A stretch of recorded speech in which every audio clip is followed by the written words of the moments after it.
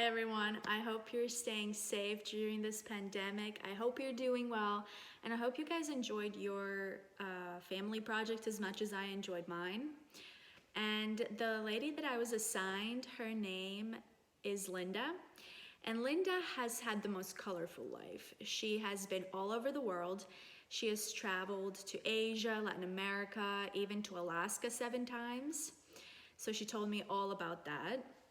Furthermore, she is a very educated lady. She has a PhD in education. She taught English in many places.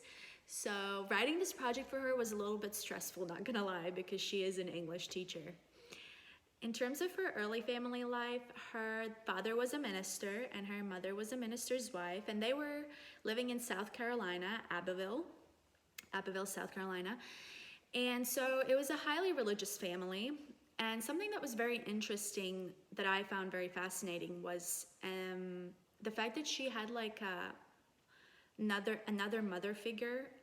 And this person was called Sarah, and Sarah was a person of color. And in the 1940s, obviously the racial undertones were pretty significant. So it was really interesting to hear about her relationship to Sarah. Sarah was, quote, like a mother to her. And I found this really interesting because it kind of connects to the voluntary kin chapter that we read in Remaking Family Communicatively. And on page 177, Nelson identifies 3 broad categories of fictive kin.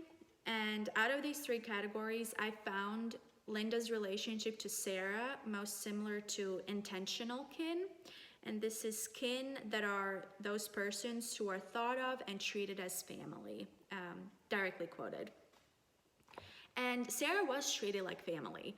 I mean, she might have been a different color, she might have not been from that family, but she was given an education, she was helping out the mom, she was raising little Linda until she was 4, and she even then went off to college because the family helped her.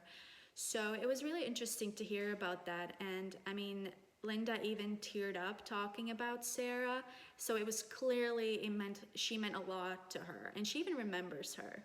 So that was pretty interesting.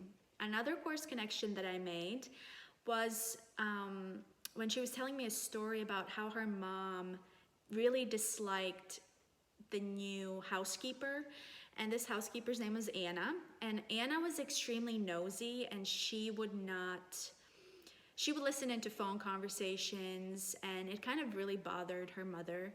And so this one day, her mother accidentally forgot to buy onions for the soup, and she sent Anna to get the onions. And when Linda asked her mother, why would you knew you needed onions, her mother said that she just wanted to have a private conversation with her daughter without Anna listening in.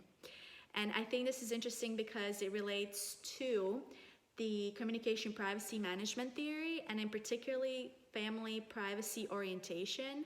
I found Linda's family to be low in family privacy, and a definition for low family privacy orientation is that members draw thick boundary lines around their information with each other and those outside the family. So Anna was seen like an outsider to the family, so there were thick boundary lines, and the mother didn't want Anna to hear this secret information that she was about to tell her daughter. And so she sent her out the house.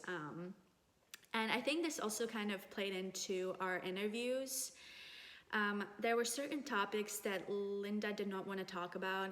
I asked her about her kids, and she said that she has 9 stepchildren, all from previous relationships that their husbands had.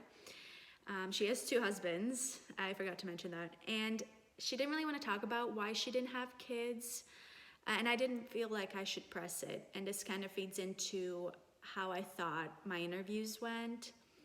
I really enjoyed my interviews with Linda, and she actually asked for my contact information so that she could then contact me when the coronavirus is over, because she wanted to go and have ice cream with me and go to a museum.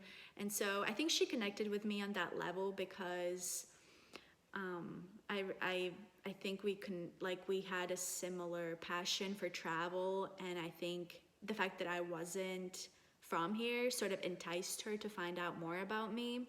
And so I will definitely call her back, and I will set up a meeting with her once it's safe to do so. So yeah, I can't wait to see all of your projects and ask you guys questions about them. So thank you.